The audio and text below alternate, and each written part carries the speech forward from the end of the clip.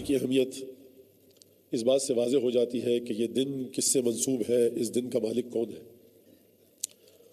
پروردگار عالم نے اپنی کتاب میں، قرآن پاک میں، قرآن مجید میں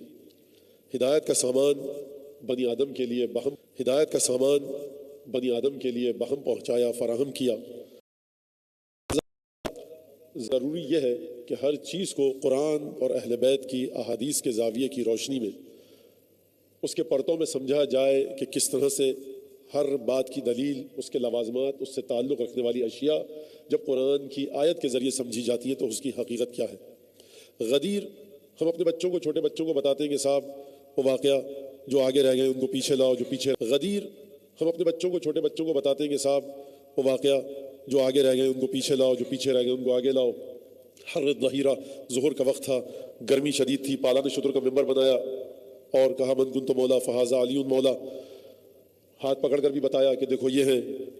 آواز کے ساتھ بھی بتایا کہ دیکھو یہ ہے، یعنی جس کی سماعت کام کرے اس کی سماعت کے لیے، جس کی بصارت کام کرے اس کی بصارت کے لیے، اور جس کی سماعت و بصارت علماء نے بعض نے فرمایا کام کرے، اس کو دکھا بھی دیا اور سنوا بھی دیا کہ من کنت مولا ہو فہذا علی مولا۔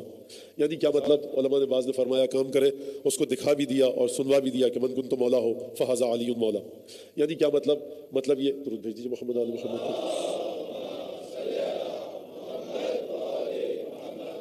معنی یہ ہے، ہاں اگر درخواست ہے میری کہ اگر آپ لوگ آگے آ جائیں تو پیچھے آنے والوں کو بعد میں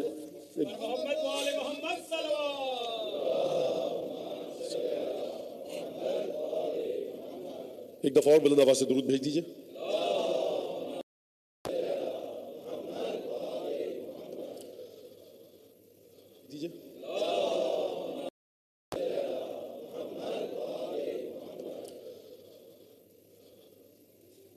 کہ قرآن مجید کس انداز سے گفتگو فرما رہا ہے، یہ ایک ہم غدیر کا ایک زاویہ یہ ہے، یہ لفظ ہے، یہ الفاظ ہے۔ حقیقت غدیر کو وہ سمجھ سکتا ہے کہ جو عالم بالا میں بھی علی بن ابی طالب کے ساتھ ہو اور اس دنیا میں بھی علی بن ابی طالب کے ساتھ ہو۔ وہاں پر پنجتن ساتھ وہ سمجھ سکتے ہیں، یہاں پر پنجتن ساتھ وہ سمجھ سکتے ہیں، حضرت حجت سمجھ سکتے ہیں۔ یہ ایک زاویہ غدیر کا، ہاتھ پکڑا بتا دیا، فلیبلغ الشاہد الغائب،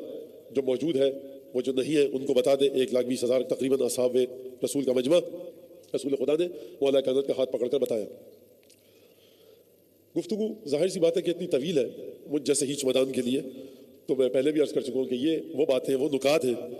کہ جس کو ملائکہ آ کر بیان کریں، جس کو حضرت ولی اثر آ کر بیان کریں، جس کو رسول خدا آ کر بیان کریں، ہم جیسے لوگ، مولانا لوگ عقل مہتا ہے مردار کھانے کے مترادف ہیں کہ اب نہیں ہے، ایام غیبت ہیں، تو ہم جیسوں سے آپ لوگ کام چلائیے۔ کیوں میں نے کہا ان یوم الغدیر اشہر فی السماء منہ فی الارض، غدیر کا دن آسمان میں کہیں زیادہ مشہور ہے زمین والوں کی نسبت، یعنی زمین والے سمجھ ہی نہیں پائے، ہاں وہ زمین والے سمجھ پائے جو زمین پر رہتے ہوئے عرش الہی کی ہیں۔ کون سمجھ سکا؟ وہ سمجھ سکا کہ جس نے کہا کہ یا علی تجھے کسی سماء منہ فی الارض، غدیر کا دن آسمان میں کہیں زیادہ مشہور ہے زمین والوں کی نسبت، یعنی زمین والے سمجھ ہی نہیں پائے، ہاں وہ زمین والے سمجھ پائے جو زمین پر رہتے ہوئے عرش الہی کی ہیں۔ کون سمجھ سکا؟ وہ سمجھ سکا کہ جس نے کہا کہ یا علی تجھے کسی نے نہیں پہچانا سوائے اس کے اور میرے، وہ سمجھ سکا کہ جس نے کہا کہ یا علی تجھے کسی نے نہیں پہچانا سوائے اس کے اور میرے۔ آسمانوں میں جس علی ابن ابی طالب کی مرتبت اور منزلت یہ ہو کہ بستر پر سوئے تو پروردگار میکائیل اور جبرائیل کو بھیجے کہ تم سرانے کھڑے ہو، تم پائیتی پر کھڑے ہو، بھیجے کہ تم سرانے کھڑے ہو، تم پائیتی پر کھڑے ہو۔ جب وہ رسول خدا کے تمام مواریث کو وصول کرنے کے مرحلے پر پہنچ چکا ہوگا تو اس مرحلے کی اہمیت کیا ہوگی، ہم شب ہجرت کی اہمیت کیا ہوگی، ہم شب ہجرت کی حدت کو، شب ہجرت کی شدت کو، شب ہجرت کی منزلت کو نہیں سمجھ سکتے کہ پروردگار عالم نے جبرائیل اور میکائیل کو نازل کیا علی ابن ابی طالب کو مبارکباد دینے کے لیے۔ جو شخص بستر رسول پر دراز کشیدہ ہو، جو شخص بستر رسول پر استراحت کشیدہ